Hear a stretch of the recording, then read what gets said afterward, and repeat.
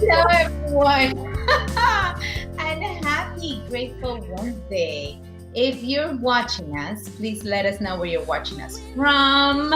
And if you have any questions for my lovely guest that I have today, which is a friend of mine, and I adore her. We're just catching up very, very briefly right before this live. But we are about to head in another Get Naked show with Dr. Auda with my beautiful guest, Dr. Tiffany Thorton. Hopefully I said that correctly. You did, yeah. On naked style, can you please introduce yourself to the audience? Let us know a little bit about you. If you want to share something personal, something professional, something fun, whatever it is. Go ahead and welcome, Tiffany. Thank you, Auda. Like Auda said, my name is Tiffany. I am a chiropractor. I've been practicing for 7 years. I met my husband, Matthew, who's also a chiropractor, on a chiro mission trip. So that, and I had been doing chiro mission for a while, but mission work is like so near and dear to my heart. We have a 2.5-year-old daughter, and we're about to have a little boy in 3 weeks. So that's fun. And I'm feeling all sorts of large and in charge and round and sweaty, and practicing while pregnant it is great and it is fun, but it's like to get naked with you. I'm really done with people's comments, and I'm to the point where I'm like, if you see, this is just like a general announcement for anybody, if you see a pregnant woman in the community, don't feel the need to say anything. That you can keep your mouth shut. That might be the most loving thing that you can do, is just don't say anything. Don't ask her when she's due, because especially if she's big, like she's aware of when she's due. Like she wants it yesterday. Don't ask her how much weight she's gained. Don't tell her she looks huge. Just open the door for her, smile, and that's all you have to do. Don't say anything. I love that. That's where I'm at. If anything, yes. If you see a pregnant woman, people, just smile. Don't ask her. Don't touch her belly. Don't touch it. Or I'll touch you back. Right on your privates. Okay. Oh, so welcome, Dr. Tiffany. Can you did you say how long you were in practice? In private practice? 7 years. 7 years, that's right. And how long has it been since you opened that beautiful practice of yours? 2.5. 2.5. I can't wait to see it. I mean, I just saw the whole transformation. Just so a little bit, you guys know a little bit, this girl was just, I met her in one of our mission trips, and she's just, her heart and her passion, her love just was so louder than her mouth, if we can say that. And it was just so beautiful. I couldn't help but connect with her. And it's been a long journey since we known each other. Mm-hmm. I think it's been, I mean, talk about, I will say a lot of things have changed in your life for the better. Yes. But you're still the same beautiful soul that I met, just brighter and brighter and brighter, if that's even possible. So thank you so much for being here. Is there anything that you can share with our audience about probably your biggest lesson during, you can say during chiropractic school, or doing practice in chiropractic, or doing your life, or being married and pregnant, the whole 9 yards? What is your biggest takeaway? The thing that's really, really hard, and it's even something that's getting harder, I think, is the comparison game. And it's comparing yourself to other people, and then comparing your present to what you thought you were going to be, or even how you idealize your current situation. Because in comparing yourself to the outside world, to the social media world, to your ideal version of yourself, or your situation's idealized, romanticized version of itself, you end up justifying a lot of things in both directions. And justification can be one of the most dangerous things, because there's no reality in that, and you like get further and further away from reality. I was in a really bad situation in chiropractic school. I was previously married, and it was horrible. It was horrible. But I was comparing my performance to other people, what I saw other people, and I thought, well, I'm performing better than what I'm seeing, so I must be handling my situation just fine. And I would justify behavior, I would justify my choices, and it got into like a really, really crazy spiral. And it wasn't until someone sat me down and asked me to be very, very real and raw. And I felt so uncomfortable being that real and raw, like to the point where I actually created physical space between me and that person. I was like, I don't think you have the right to talk to me this way. When they were honestly just being super loving and asked me like, what's going on? How are you doing? And I was like, that's way too personal. That's so general. Are you kidding? Like, they didn't tell me, anything to do with my life. They asked me a very open-ended question. And because it had to do with truth and reality, and I had cultivated a lifestyle in justification and in creating lies, essentially, that's exactly what I was used to. And it was stepped outside of that. And that's when a lot of healing started to happen. So, God is really good. He redeemed that whole situation. I was able to get out of the marriage very quickly. My dad being a lawyer and it just being a very, very clear black and white, like certain things should never happen in a marriage. And that was, easy done. I didn't have to deal with that anymore. Once it was done, it was done. There was no anything. And then I forced myself to really take a look at myself and say, where else am I justifying things? I heard recently, and I thought it was perfect. It really struck a chord with me. Like when people start rationalizing things, that's exactly what they are. Rational lies. I was like, oh, that's so true. I love that. Isn't that so good? It's not my own. I can't take credit. But it really struck a chord. Yeah, rationalizing is creating rational lies. And like when you start justifying and negotiating with yourself, you win every time. You win every time. But when you start looking at the truth and it hurts and you feel uncomfortable, you're in the right place. Like being uncomfortable is a really good place to be in. Feeling pressure is okay, because like feeling pressure and feeling uncomfortable doesn't mean you don't feel peace at the same time.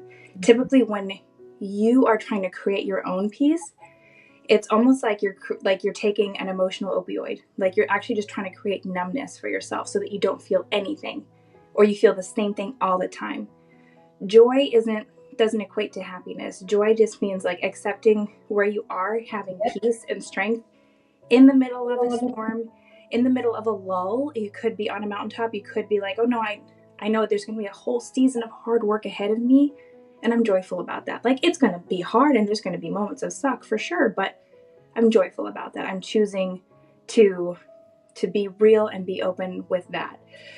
And it still wasn't until probably it was 2 years after that I met my husband on the mission trip, because I realized that I was really trying to create numbness around me in either throwing myself into work or throwing myself into projects, or just trying to perform in relationships, whether they were friendships, leadership roles, roles in the community, or relationships. I was really, really tired of performing, because I realized, because I did get into a relationship where I was dating someone, and I realized I'm really good at being a great girlfriend. I'm exhausted because like I wasn't happy and I wasn't being real. And if something upset me, I was like, I know exactly how to like push down my own feelings and create the peace, create the, the emotional opioid. And I was like, this isn't real. This is just exhausting. So moving on from that, not that there was anything wrong with that person. It was me. I was like, I needed to be real and naked. And then being able to meet this guy who my first thought, he had been in the Dominican sun for like 5 hours that day. He's from Iowa, so he could not get any more white bread. So this man is sunburnt and he's sitting in the chair that I want to sit in. And my first words to him was like, who the heck is this lobster? Like, I was so annoyed by him. And it was like, if you want real, like that's real. And I was like, he is so smiley. I don't trust him. There's something like he's playing some angle. And I think because I was forcing myself to be real with everything. I was like, no, I don't like that. I can't put him down. I don't like that. I can't put him in a box. And I don't like that he's challenging me to just be me, and that I'm so comfortable being just me, and telling him when I'm uncomfortable and when I'm feeling challenged or when I'm feeling joyful, like just being totally open, that was very, very different. And that was my journey of the cliche saying, when you know, that was it. Like, but it took a whole process of like, when you know yourself, then you can know, I think is my version of that. Because until you know yourself, then you're just seeking to please other people, or you're really using other people to serve you. And that in itself is just as bad as being used by somebody else. And then again, you have this journey of marriage, and you have this journey of, you know, motherhood and pregnancy. And pregnancy really does prepare you for motherhood, both sides. It prepares you for parenting, because the poor dads out there, like every husband or partner who's ever had, you know, their woman be pregnant, when you're involved and you really care, it is hard on you too, because you want to solve the problem. And the problem is the blessing. And it's like, I'm just like, you can't solve this. I'm just pregnant. Like, it's not your fault, but it's both our fault. And that's a good fault. It's just where we are. So it's just been fun. It's been really fun this second time around, because I have no idea why I even thought I was tired the first time around. I wasn't a toddler. I'm like, why did I think it was hard the first time? Like, I know, right? There was no other person getting your attention 24/7 asking you, and you're like, I remember I had them very close too, and I was like, really close. You had your super close. She was 9 months old when I got pregnant with my son, and it was just like I had two babies. There was no time to be tired. I was working full time with the baby that I'm breastfeeding, you know.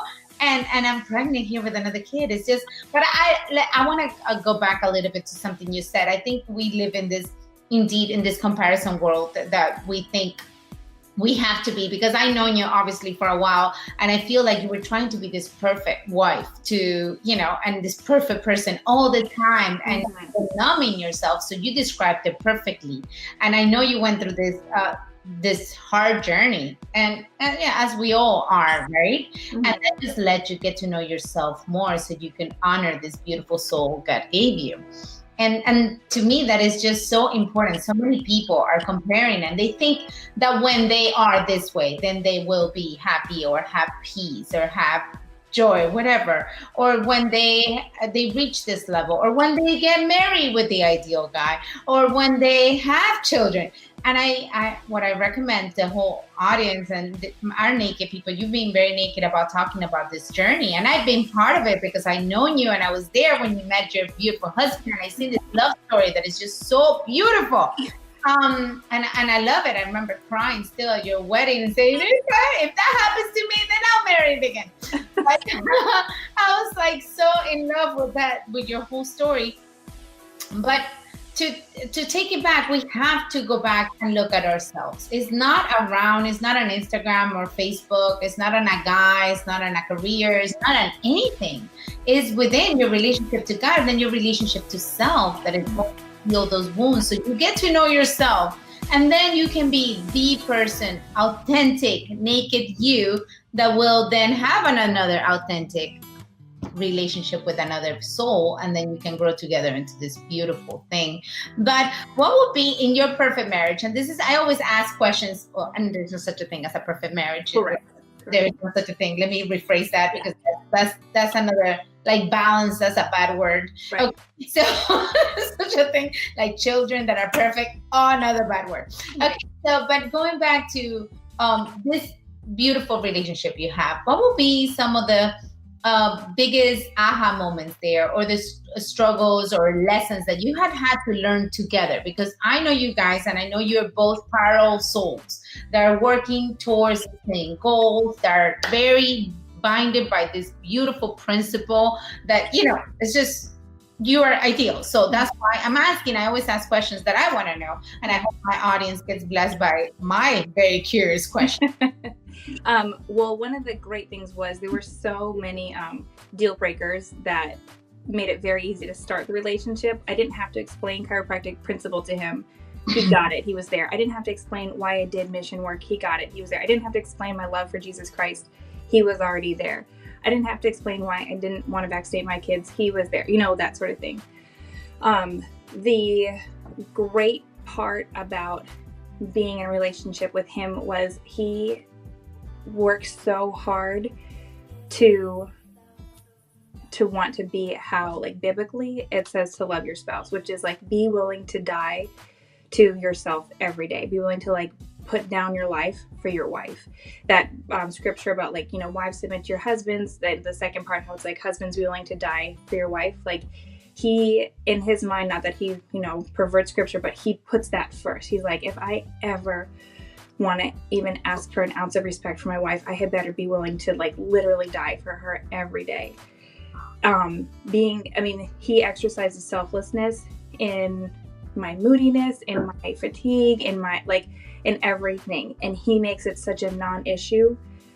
And every time we have ever had a conflict of interest, it can, like, you know, just places where we don't see eye to eye on something, the focus is the same on both parties, which is like, I don't want to win, I just want to grow.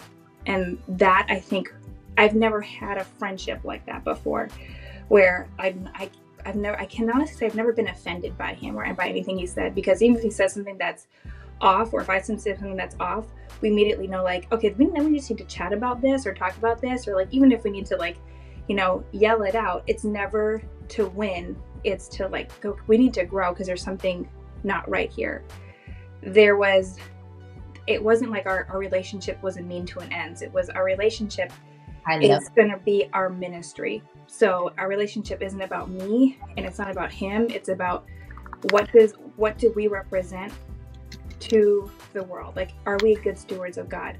Are we being good examples to our kids as to what a marriage and a friendship and a covenant can look like?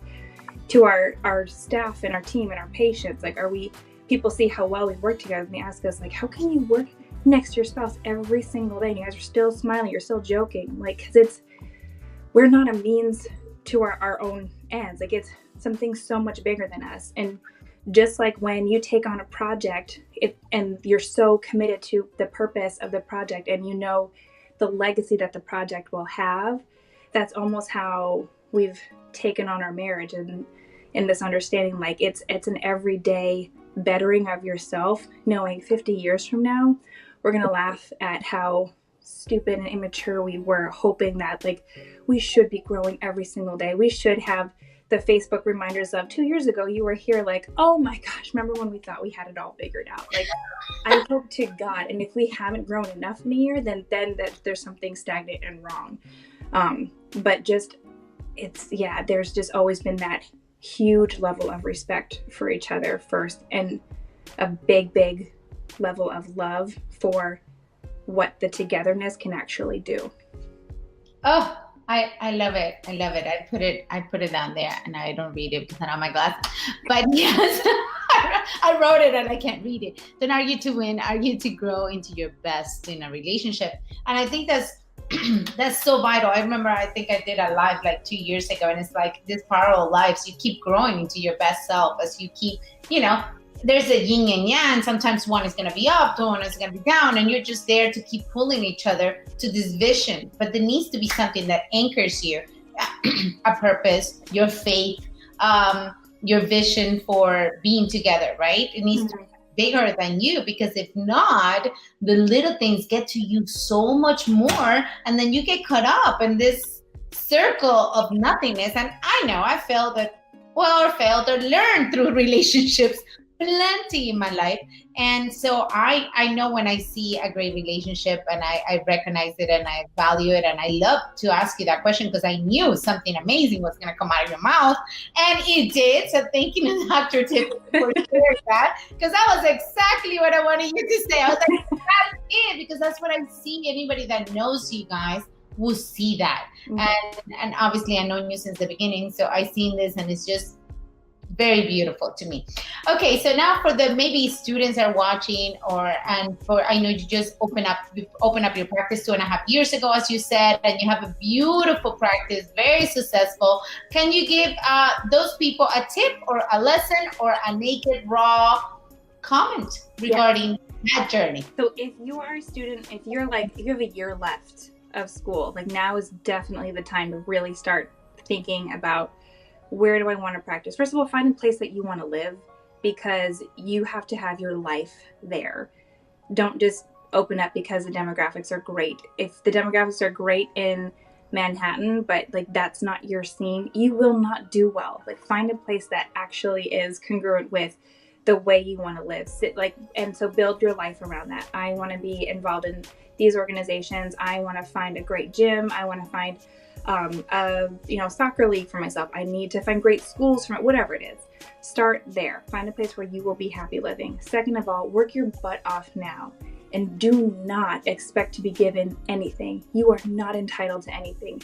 Yes, you have worked so hard. You have worked so hard, and no one is doubting that. Boards are really hard. Boards are in the middle of school.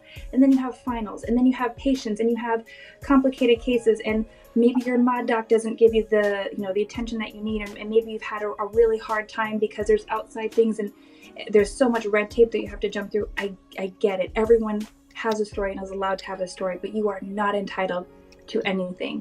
So coming to a job interview expecting to be paid X amount, realize you have 0 years of experience. 0. So you are bringing a lot of energy to the practice. You can bring vision to a practice, but if you are not also, while you're in school, working on your clinical self, so saying, I'm going to learn how to bring in new patients, I'm going to learn how to keep new patients, I'm going to align myself with, this group of mentors so that I am bettering my communication skills so that I can educate patients so that they know my recommendations should be, listened to, then you're bringing a very, very even playing field to the table. That's been a hard conversation talking to new graduates saying well, I expect to be paid this much. Ooh, please be careful about your language, especially when you're talking to a doctor who has been in practice for a little while.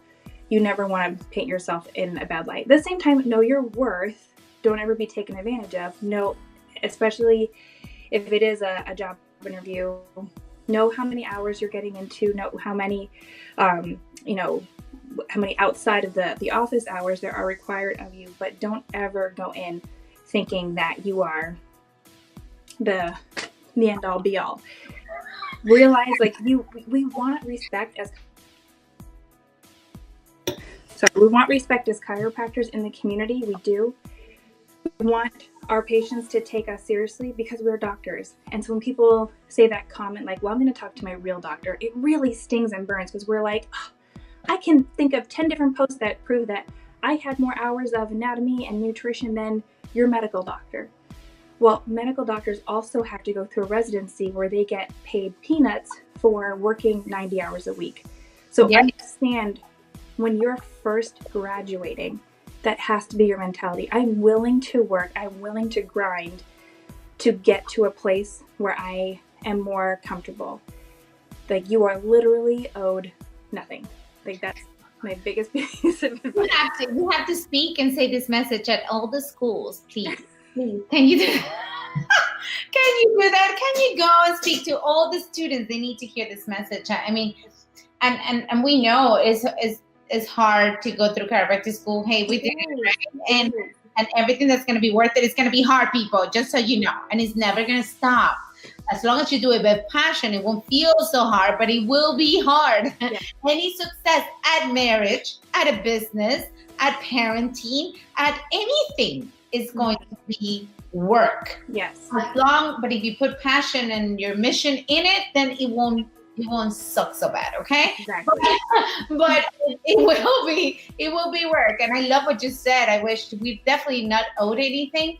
And even, I've been practicing for almost 20 years and I'm very humble because I know that I have to do the legwork for everything. I don't just sit there and just come is me. Come is me. No, but don't you know who I am? No, we have to stay humble, stay hungry because there's lives to be saved. Mm-hmm. And that is, I think, a state that sometimes students lose it when they graduate. They're like, oh, now I'm a doctor. Look at me. How much are you going to pay me? Yeah. So, but I love that message. Thank you so much, Dr. Tiff. I love it. Okay. Any regrets in your life? Absolutely, for sure. I know people say like, oh, don't have regrets because everything got you to where you were today. I look back on moments where I didn't believe in myself and I didn't take a chance or I didn't speak up. And I think, wow, like, I wish if I could have said exactly what was on my mind, not in a disrespectful way or, an argumentative way, but just said what was on my mind. Like, I wonder what change could have been affected, whether it changed the outcome or whether it could have just literally like spoken to my soul and said, I honored everything that I was supposed to. I even gave that person I planted a seed or I watered a seed in that person and I handled that well. I think that there is a time to speak up and there is a time to take a chance, and I haven't always done it. I have gotten better at it. I do tend to be someone who thinks first and then acts. I've definitely been impulsive. I need some of that. Yeah. I say and then I'm like, oops. Just ask for forgiveness later. Yeah, I've definitely shut up a lot in the past, and like now I use my voice more. So I wish I had started using my voice sooner for sure. Wow. Well, everybody that's why I asked that question. And yes, I believe that everything that has happened got us to this level because it took so many times for you to realize that you shut down that voice, for you to get that voice louder, sharper, more, in tune with your message. Sometimes it takes that for us to just sharpen the tool, because the pain from not speaking up those times got to be this bold, this clear, this connected right now. Yeah. That's, everybody has their viewpoint. What would be one of your morning routines or daily routines that you never miss and that you recommend for any beautiful, successful mama out there? Well, it's very different when you're in third trimester of pregnancy, because right now just put on pants. Like, that's all you have to do. Make the pants fit. Find the ones that fit and put them on. Like, just make sure they're clean.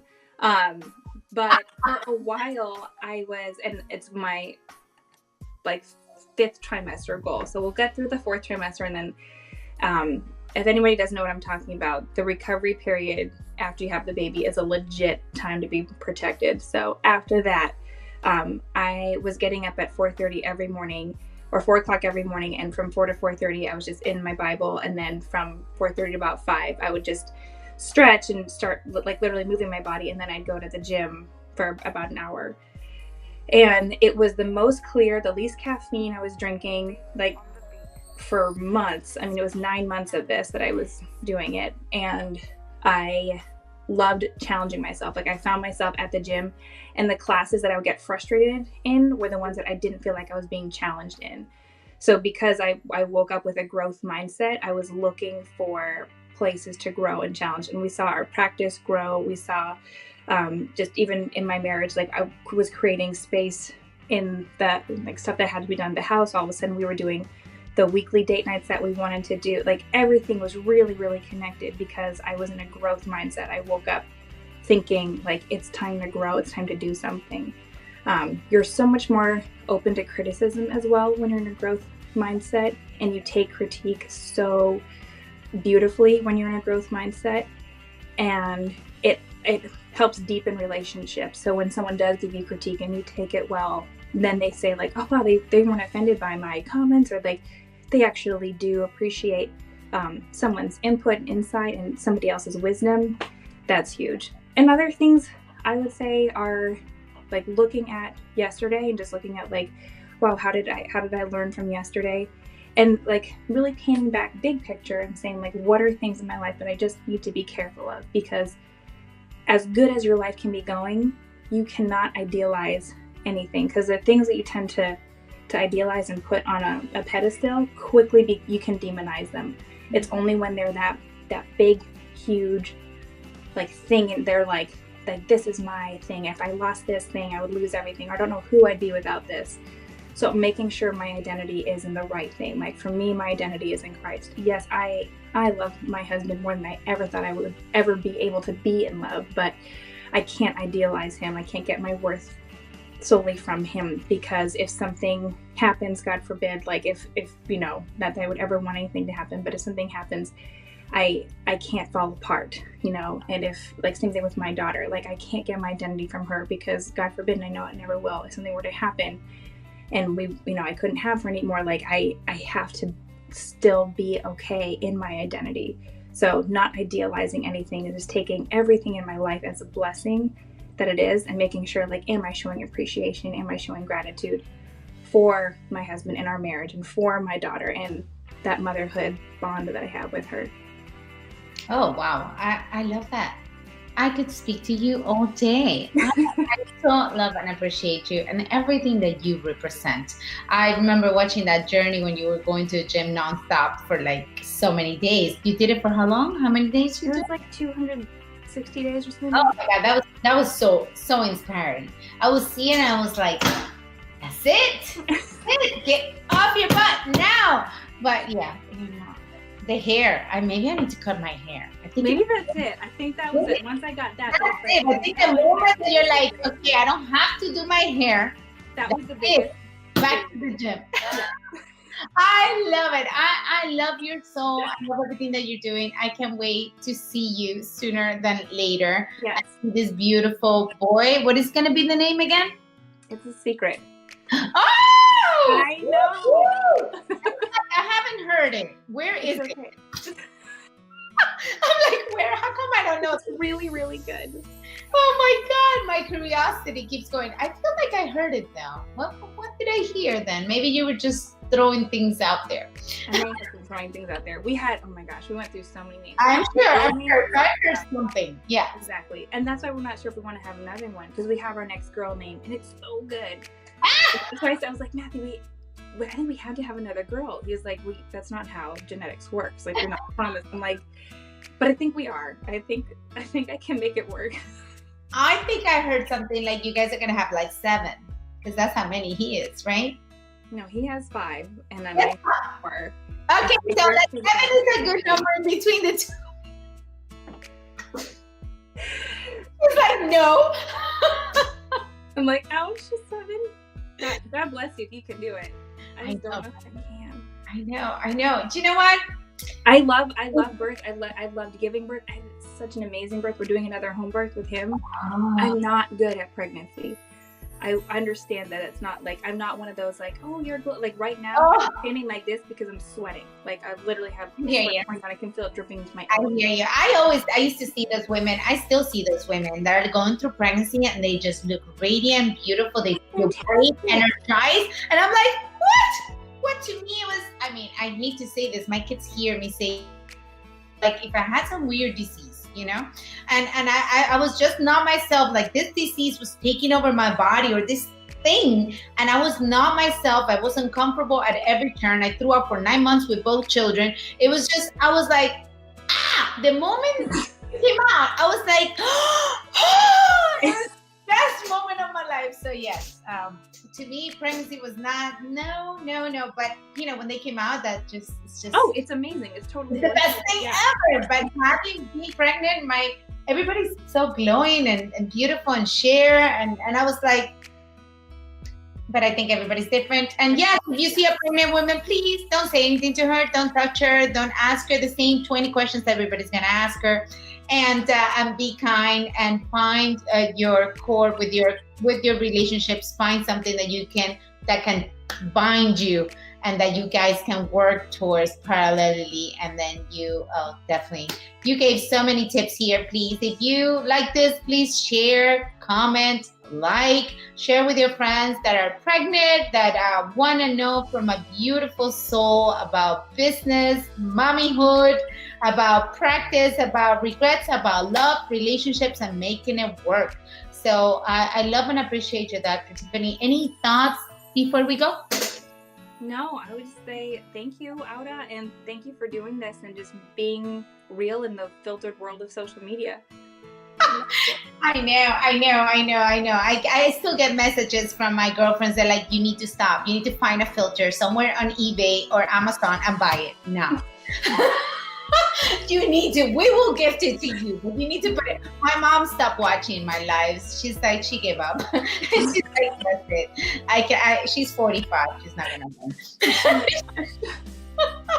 Thank you so much for having please, a big, big kiss to your husband and your beautiful daughter. Let's stay in touch. I love and appreciate you. Keep it forward. Everybody have yourself a blessed Wednesday. Stay naked, stay true. Ciao.